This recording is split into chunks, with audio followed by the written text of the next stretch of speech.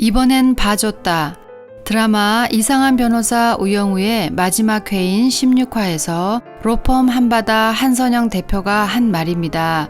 그녀는 로펌 태산의 대표 태수미 변호사가 법무부 장관 후보직을 사퇴하는 것을 차 안에서 지켜보면서 이 말을 했지요.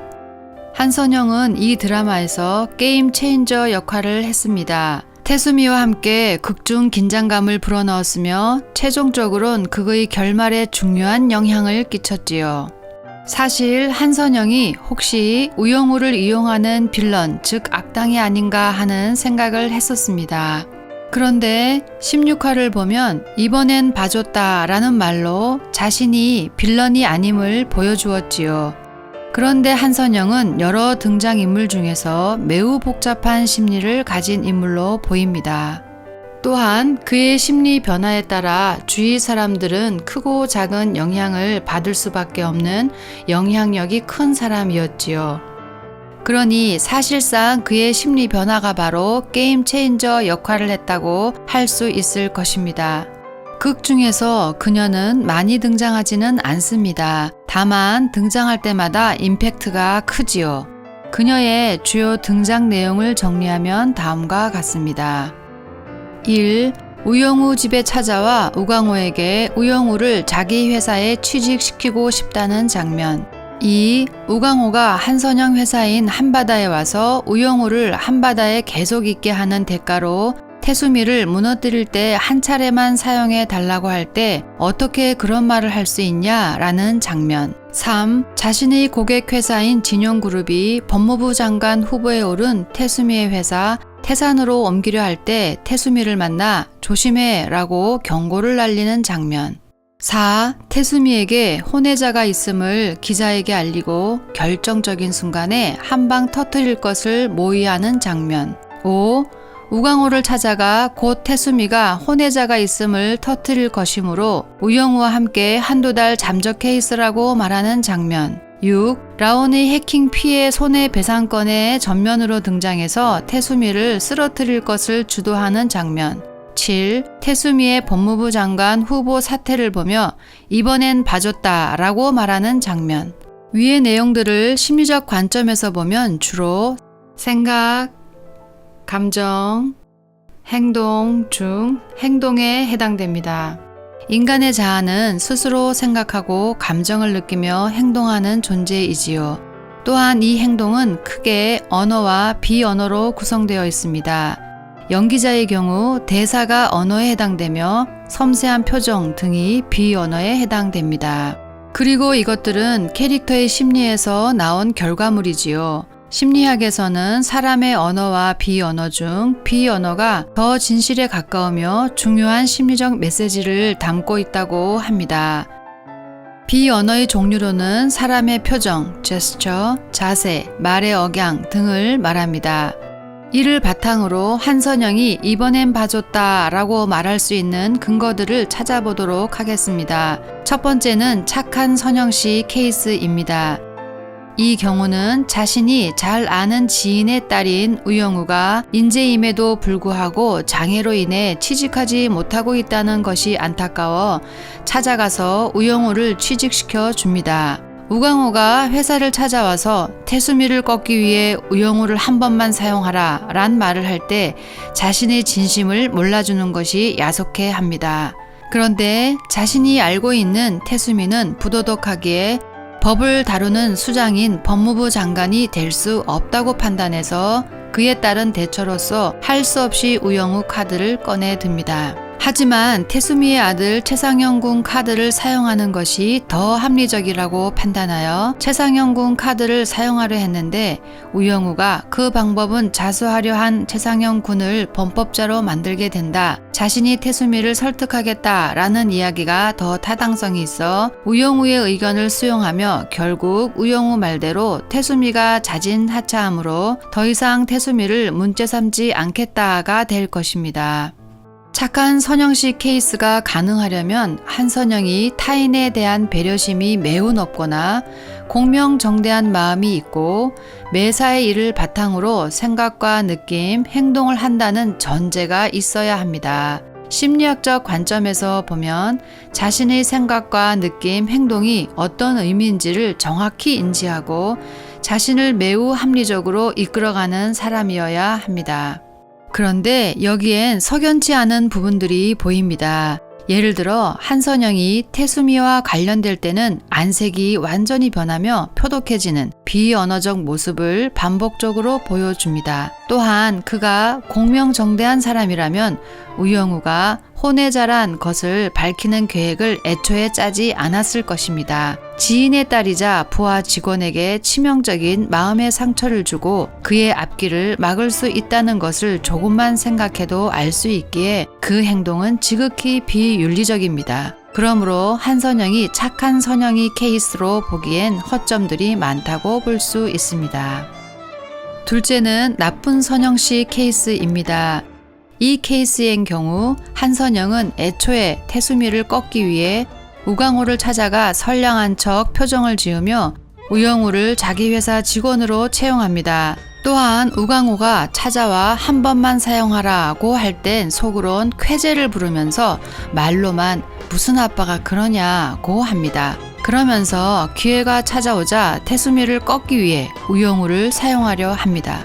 그런데 우영우가 더 확실한 방법을 찾아내자 그 방법으로 태수미를 낙마시킵니다. 그래서 득의양양한 마음으로 이번엔 봐줬다라고 합니다. 태수미에겐 혼외자가 있다는 카드를 언제든지 사용할 수 있기 때문입니다.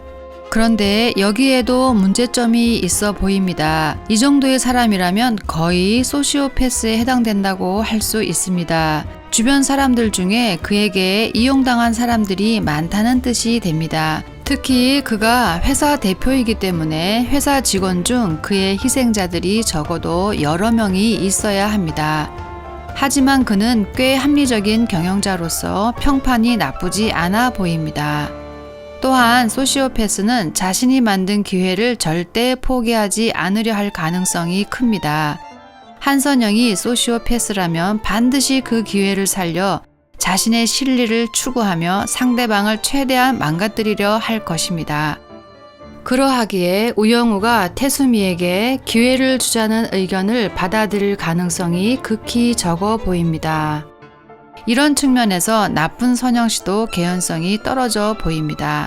그렇다면 한선영은 어떤 선영씨로 보는 것이 좀 더 타당할까요?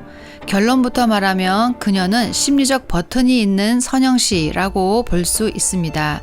인간은 누구나 마음속에 숨겨진 자신만의 심리적 버튼, 즉 단추들이 있습니다. 한선영의 심리적 단추는 바로 태수미라고 할 수 있습니다.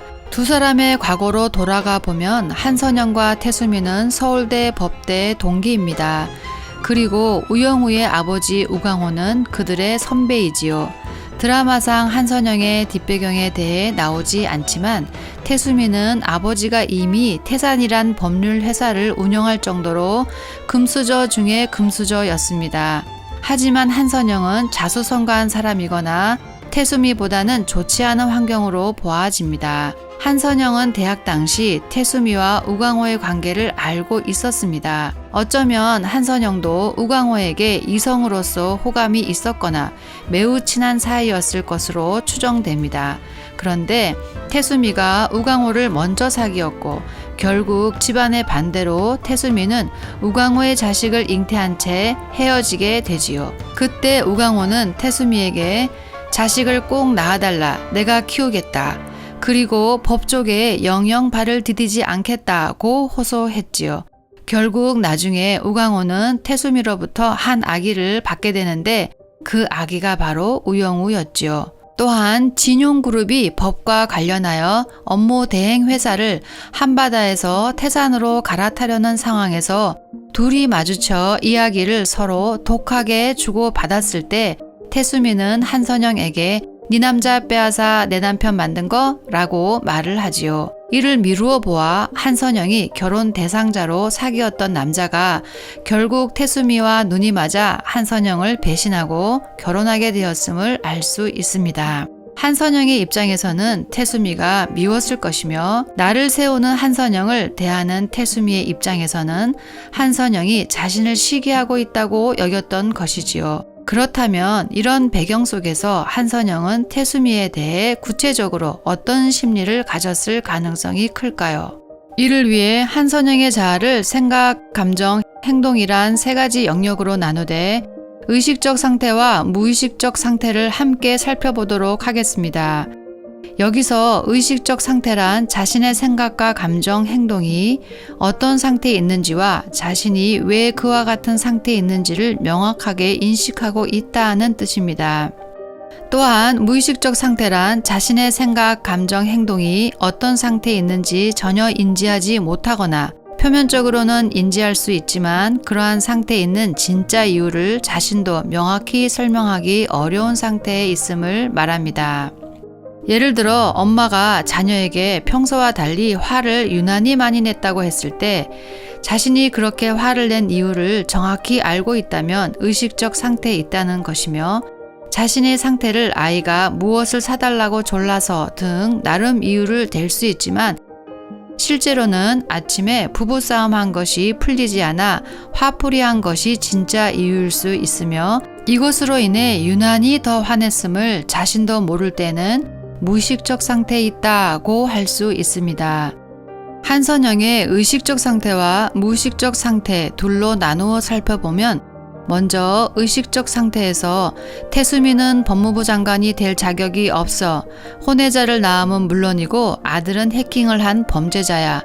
자신과 가족을 관리하지 못하는 사람이 무슨 법무부 장관이야. 더군다나 그가 잘못된 권력을 휘둘러 우리 회사에 나쁜 영향을 주고 있어. 이런 사람이 장관이 된다는 것이 화가 나. 그러니 나는 이를 막아야 해. 이때의 생각, 감정, 행동을 나누어 보면 다음과 같습니다. 태수미는 법무부 장관이 될 자격이 없어 혼외자를 낳음은 물론이고 아들은 해킹을 한 범죄자야. 자신과 가족을 관리하지 못하는 사람이 무슨 법무부 장관이야. 더군다나 그가 잘못된 권력을 휘둘러 우리 회사에 나쁜 영향을 주고 있잖아. 의식적 감정으로는 우리 회사에 나쁜 영향을 주니 화가 나. 의식적 행동으로는 그러니 법무부 장관 되는 것을 막아야 해. 둘째, 무의식적 상태에서 너는 부모에게 물려받은 힘으로 내 것들을 빼앗고 잘난 척했지. 나는 그런 너에게 안갚음해 주고 싶어. 너는 철저히 망가지고 비참해져 봐야 돼. 내가 그렇게 만들고 말겠어. 여기서 무의식적 생각으로는 너는 부모에게 물려받은 힘으로 내 것들을 빼앗으며 잘난 척했어. 너는 철저히 망가지고 비참해져 봐야 돼. 무의식적 감정으로는 앙심, 증오. 무의식적 행동으로는 내가 그렇게 만들고 말겠어. 즉 한선영의 심리적 단추는 태수미이고 그는 태수미란 단추가 눌러질 때마다 자신도 모르게 무의식적 상태에 빠지게 되는 것이지요. 이런 무의식적 상태에 빠질 때마다 그의 생각과 감정은 점점 강화될 것이며 결국 이를 실제 행동으로 옮기게 되는 것이지요. 그런데 한선영은 이를 모두 멈춥니다. 어떻게 그런 강렬한 마음을 멈출 수 있었을까요? 한선영이 비록 나쁜 선영씨가 아니더라도 중도에 멈추는 것은 쉽지 않습니다. 마치 심리적 관성의 법칙이 적용된다고 할 수 있지요. 관성의 법칙이란 멈춰 있는 것은 계속 멈추려 하며 움직이는 것은 계속 움직이려 한다는 법칙입니다. 또한 프로이트에 의하면 인간의 무의식 중엔 타나토스란 공격성의 속성을 가진 욕망 덩어리가 있다고 합니다. 무언가를 파괴하고자 하는 욕망이라고 할 수 있지요. 이 욕망 속에는 쾌락이 존재합니다. 즉 죽음을 향해 질주하는 파괴적 쾌락이라고도 할 수 있지요. 이 욕망이란 열차가 제대로 작동하게 되면 멈추기가 거의 불가능하게 됩니다. 심리적 관성의 법칙에 따라 계속 움직이려 하며 더 나아가 심리적 가속도의 법칙이 적용되면 점점 그 욕망의 속도는 더 빨라질 수도 있게 되지요. 그런데 한선영은 태수미 모자에게 기회를 주겠다라고 하며 그의 행동을 멈추었습니다. 이 말은 태수미를 자신의 손으로 매장시키는 것을 철회하겠다는 뜻이 되며 자신은 더 이상 무의식의 파괴적 쾌락을 쫓는 것이 아니라 의식의 합리적인 방법을 선택하겠다는 뜻이 됩니다. 만약 이것이 가능했다면 과연 무엇 때문이었을까요? 여러 이유가 있겠지만 가장 큰 이유는 우영우의 선한 마음과 용기가 자신의 양심을 일깨워 주었기 때문일 것입니다. 그로 인해 자신의 내면에 있는 태수미에 대한 앙심 혹은 증오를 좀 더 알아차릴 수 있었을 것입니다. 정상적인 사람이라면 이때 부끄러운 감정도 들었을 것입니다. 이때 비로소 멈출 수 있습니다. 만약 우영우의 말을 무시하고 자신의 계획을 멈추지 않았다면 한선영은 평생 자신의 행동에 대해 그럴듯한 명분으로 합리화하여 살았을 것입니다. 그땐 그 방법이 최선이었어 라고 말이지요. 하지만 점차 양심은 자신을 가만두지 않을 것입니다. 내면엔 서서히 죄책감이 자리 잡게 되며 그 죄책감에 시달릴 가능성이 커질 것입니다. 또한 그의 양심은 점점 석회처럼 굳어갈지도 모릅니다. 점차 나쁜 선영씨로 변형되겠지요. 이번엔 봐줬다. 그녀가 말한 이번엔 봐줬다란 이러한 심리적 사정들이 함축된 말이라고 할 수 있을 것입니다. 한선영에게 숨겨져 있는 심리적 단추가 눌러질 때 자신의 의식과는 전혀 다른 행동을 하게 만들지요. 이 심리적 단추가 우리의 심리 문제를 일으킬 수 있다는 것을 한선영을 통해 살펴보았습니다. 이 드라마에서 보여준 한선영에 관련된 단서들이 많지 않았지만 보여준 범위에서 정리해 보았습니다. 오늘 영상은 어떠셨나요? 다음 영상으로 또 찾아뵙겠습니다. 시청해 주셔서 감사합니다.